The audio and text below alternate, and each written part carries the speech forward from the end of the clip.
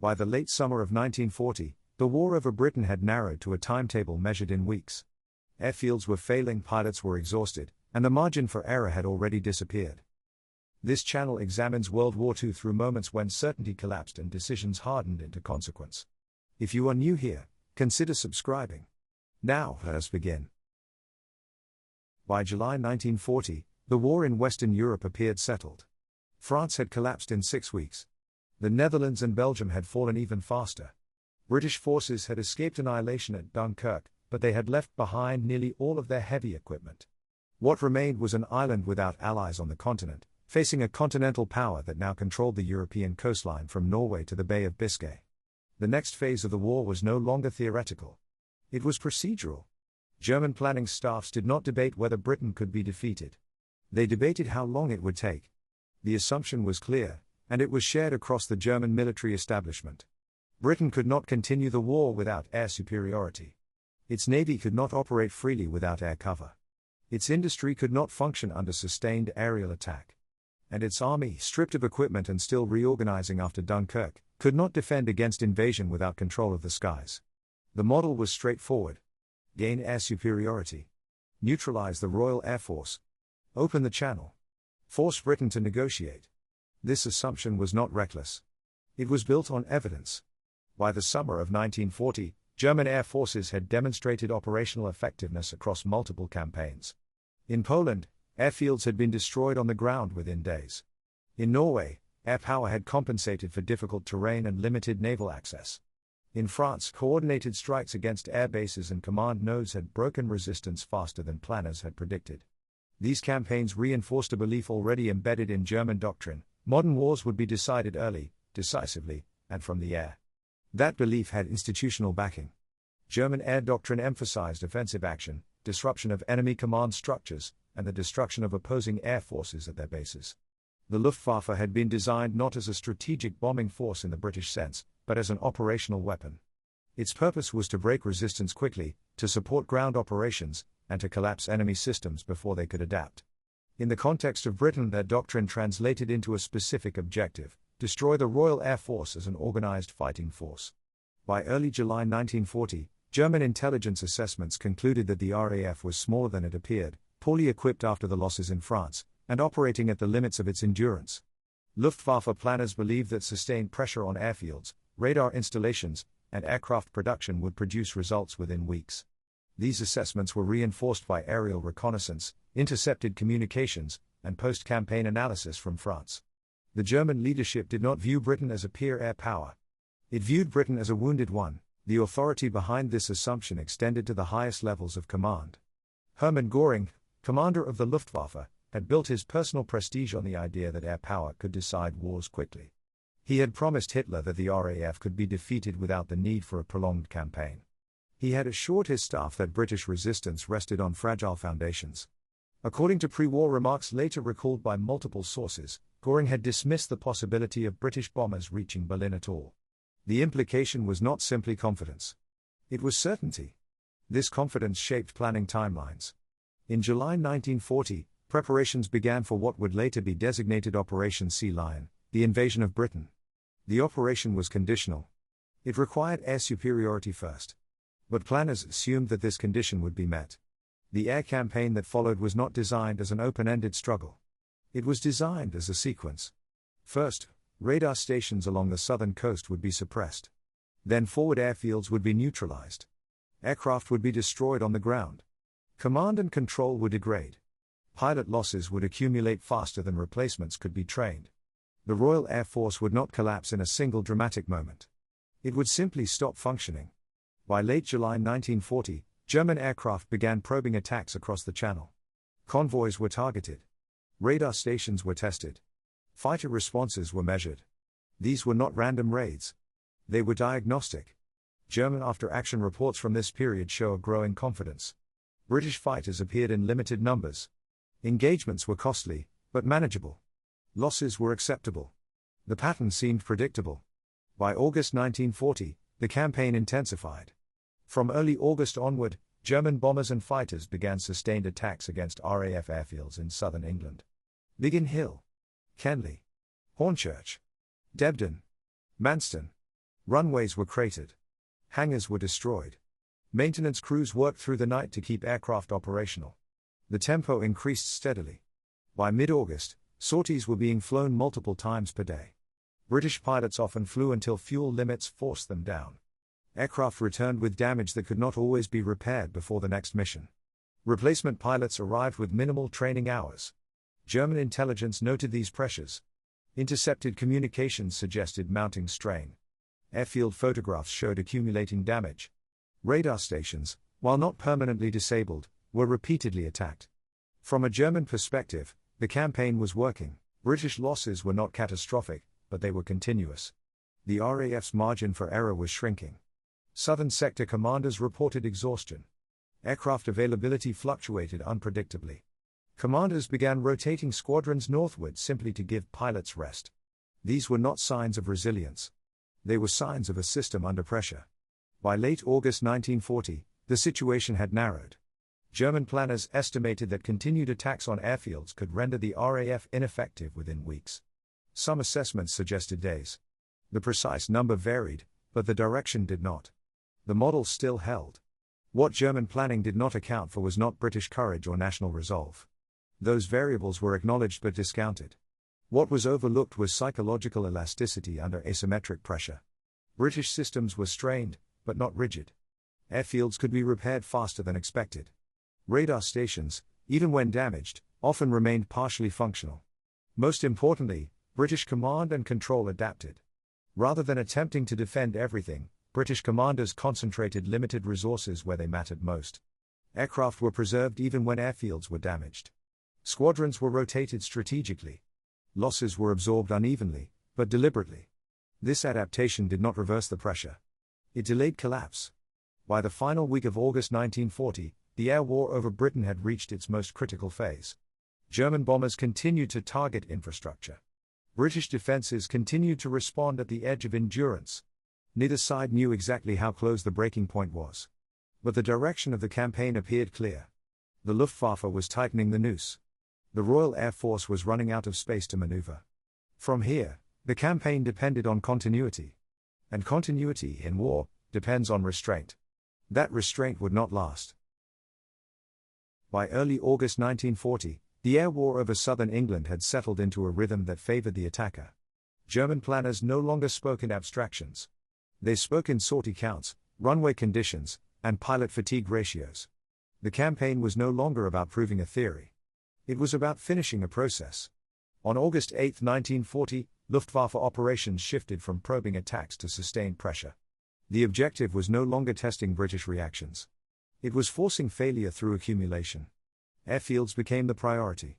Not cities. Not factories. Not morale targets. Forward fighter bases along the southern coast were struck repeatedly, sometimes multiple times in a single day. Bombers arrived first. Fighters followed. Strafing runs came last. The goal was not spectacular destruction. It was disruption. Runways were cratered just enough to delay launches. Hangars were damaged but not always destroyed. Fuel dumps were hit when visible. Control buildings were targeted when identified. The effect was cumulative. British maintenance crews filled craters overnight, often by hand. Aircraft were dispersed across grass fields and hastily prepared strips. Pilots slept where they could. Some returned to the air with patched wings and unreliable instruments. Staff records from this period show increasing concern, not panic, but strain. Squadron leaders reported aircraft serviceability rates falling unpredictably. Replacement pilots arrived with fewer than 200 flying hours. Experienced pilots were retained in combat longer than doctrine recommended. The system was bending. German intelligence summaries from mid-August noted these developments. Aerial reconnaissance confirmed repeated damage at key airfields. Radar masts showed signs of repair, but coverage appeared inconsistent.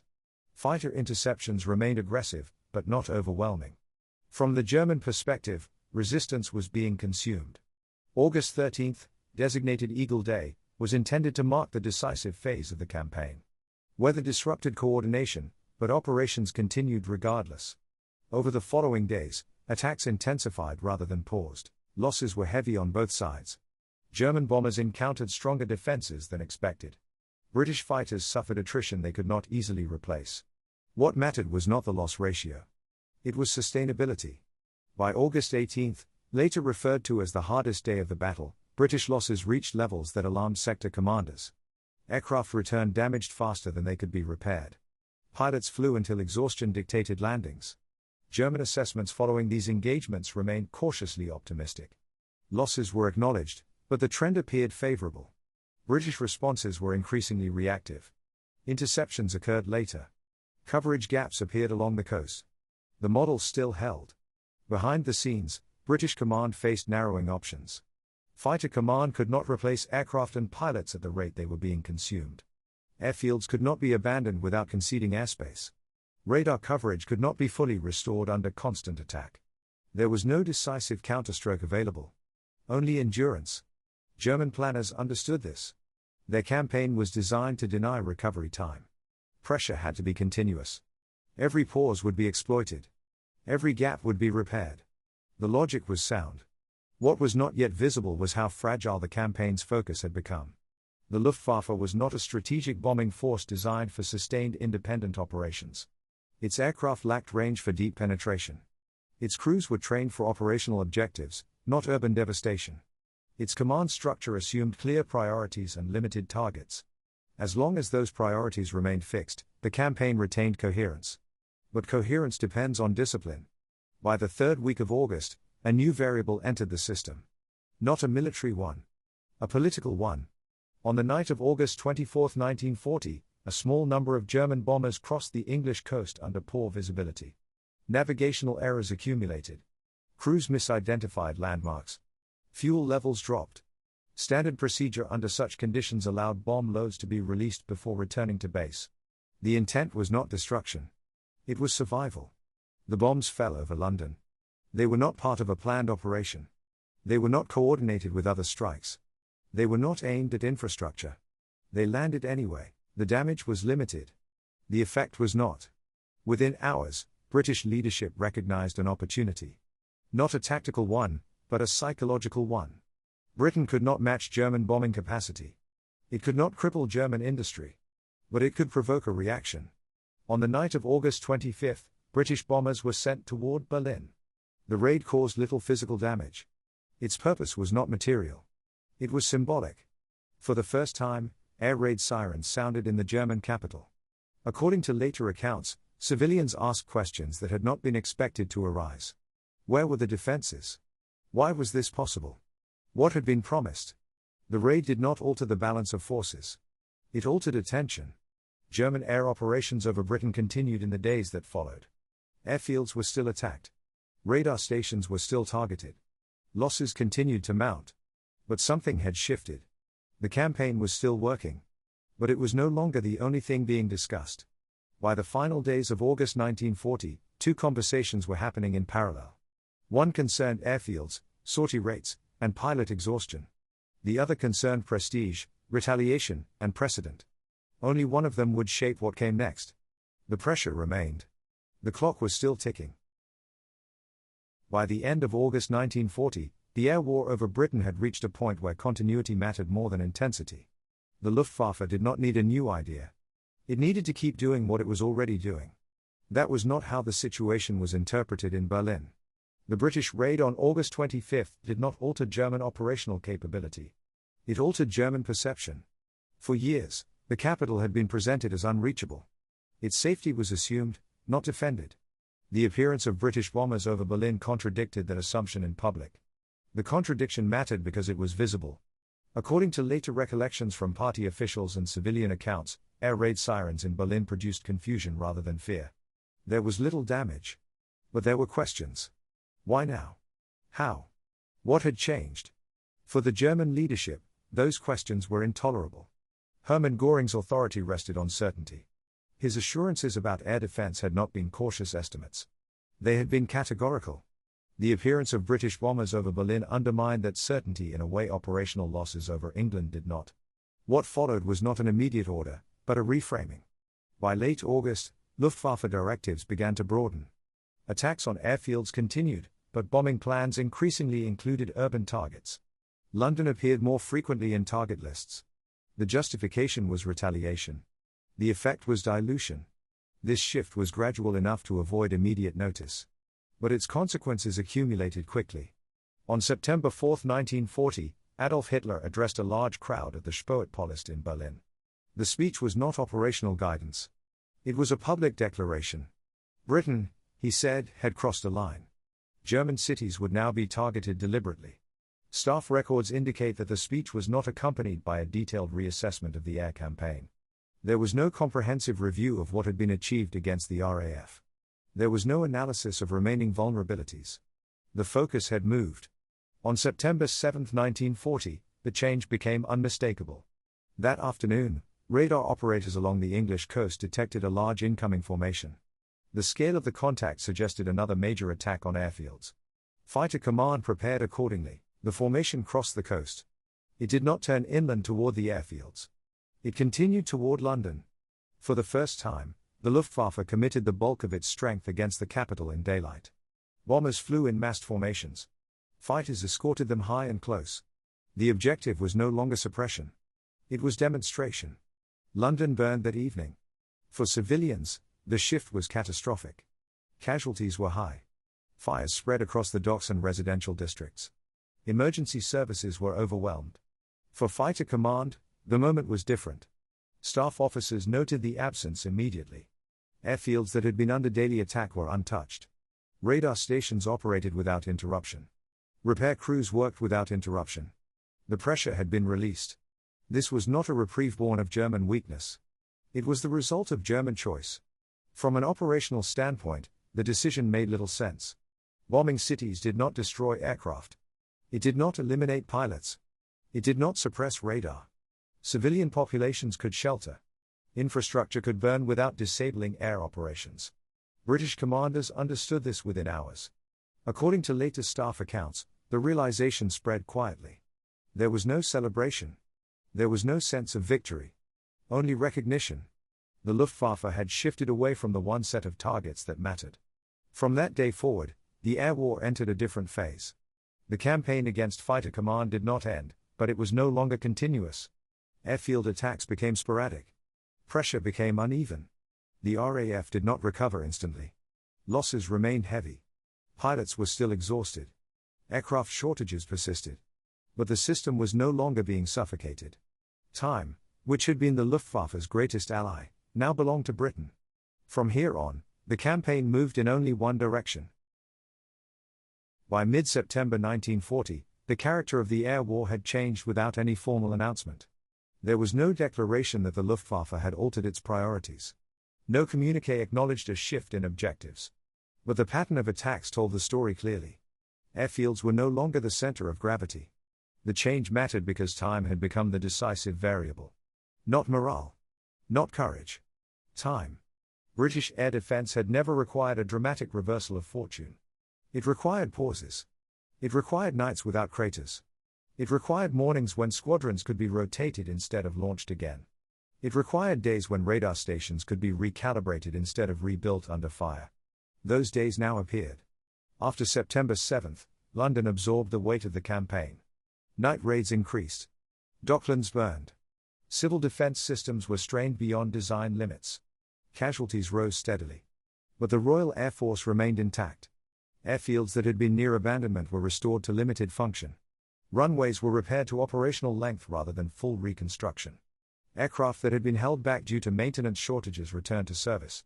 Replacement pilots were introduced gradually instead of being rushed directly into combat. Staff diaries from Fighter Command indicate a subtle shift in language. Reports that had focused on emergency measures began to reference planning again. Not long-term strategy, but sequencing. Rest cycles. Redistribution of squadrons. Adjustments to interception timing. These were not signs of recovery. They were signs of survival. German assessments during this period reflected a growing disconnect. Bomb damage reports from London were extensive. Fires were visible from the air. Photographs showed large areas affected. The scale appeared decisive. But parallel intelligence on RAF activity did not align with expectations. British fighter presence did not diminish. Interceptions continued at scale.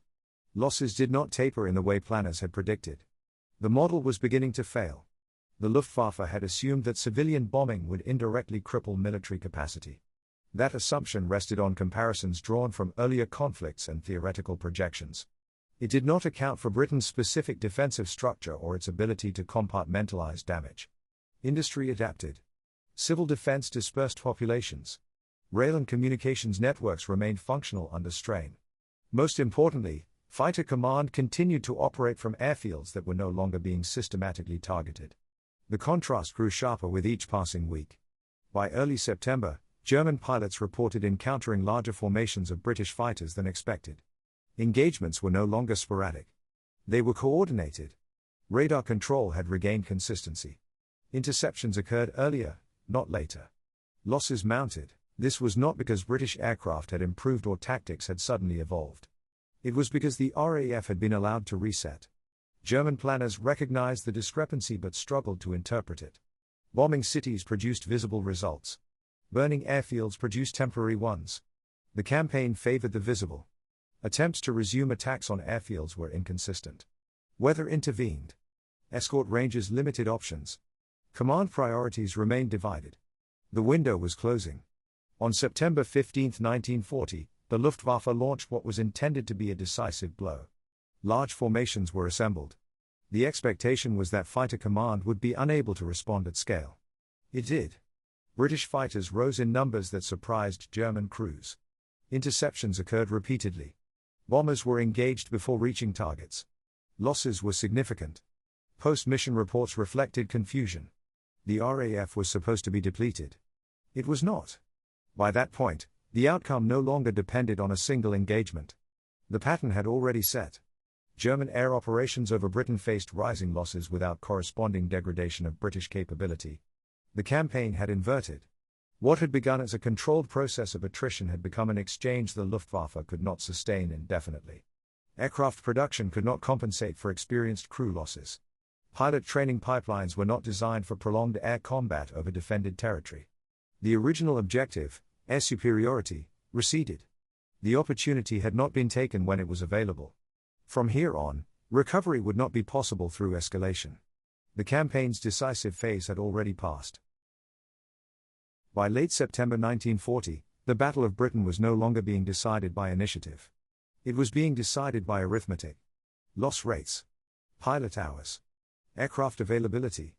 Escort range. These were not abstract metrics. They were constraints. And they were beginning to favor Britain. German after-action summaries from the final weeks of September reveal a change in tone. Confidence gave way to qualification. Claims of imminent collapse were replaced by conditional language. Success was now framed as possible if certain variables aligned. Those variables did not align.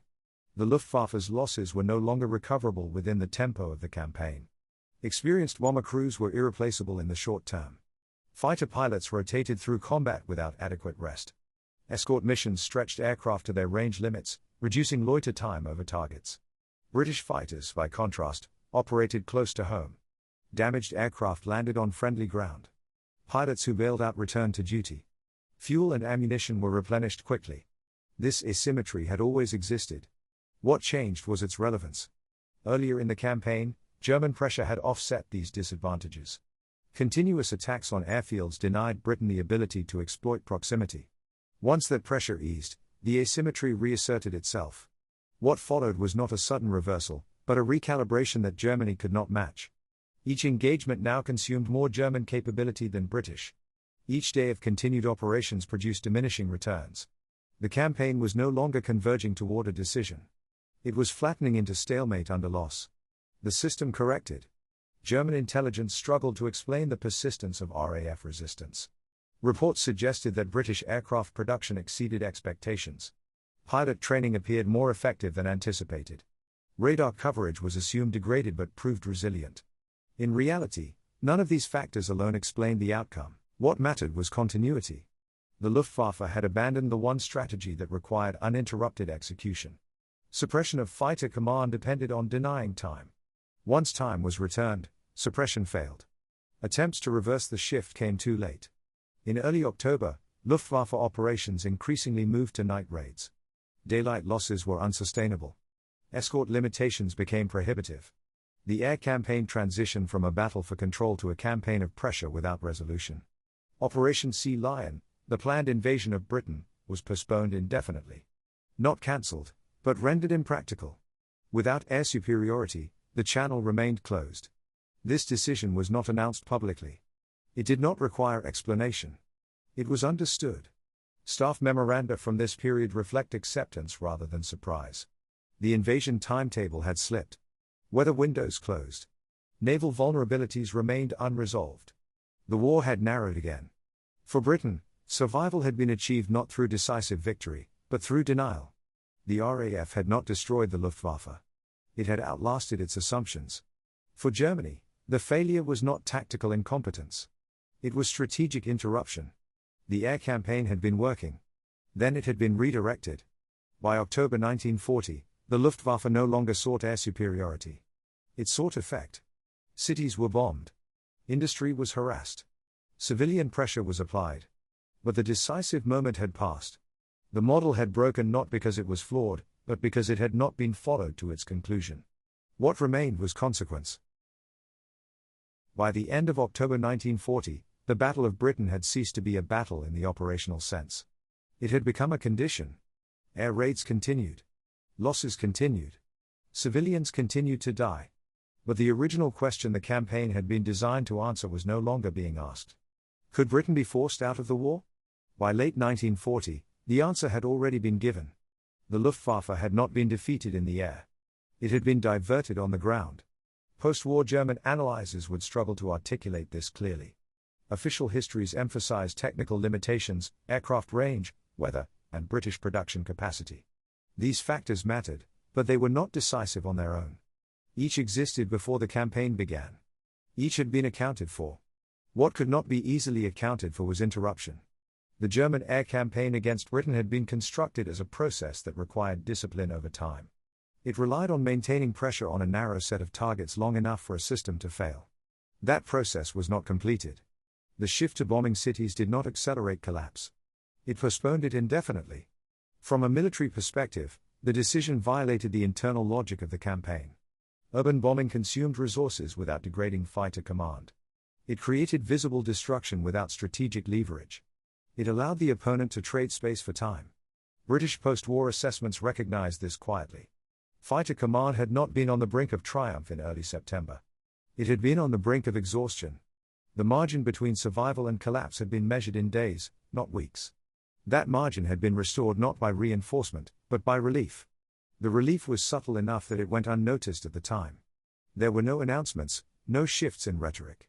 Only fewer emergency repairs, fewer last-minute launches, and fewer decisions made under immediate crisis.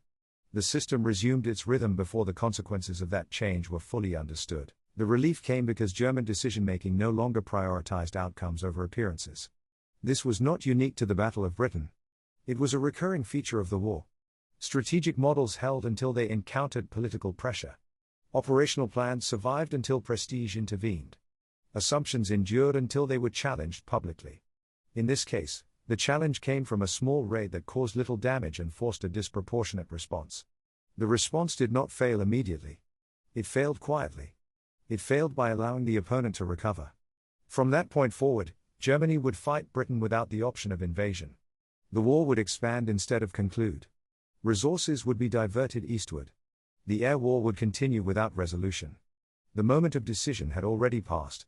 What the Battle of Britain ultimately revealed was not the superiority of one air force over another. It revealed the fragility of certainty under scrutiny. The Luftwaffe did not lose because it was incapable. It lost because it stopped doing the one thing that mattered. History would later describe this as a turning point. At the time, it looked less dramatic. It looked like a change of targets. It looked like retaliation. It looked like pride answering embarrassment. But by then, the direction of the war had already shifted. And it would not shift back. If you've made it this far, you understand that history isn't decided in a single moment. It's shaped by timing, hesitation, and the decisions people make when options begin to close. If this perspective speaks to you, consider subscribing for future episodes. As the war itself would prove, once events are set in motion, they rarely wait for permission.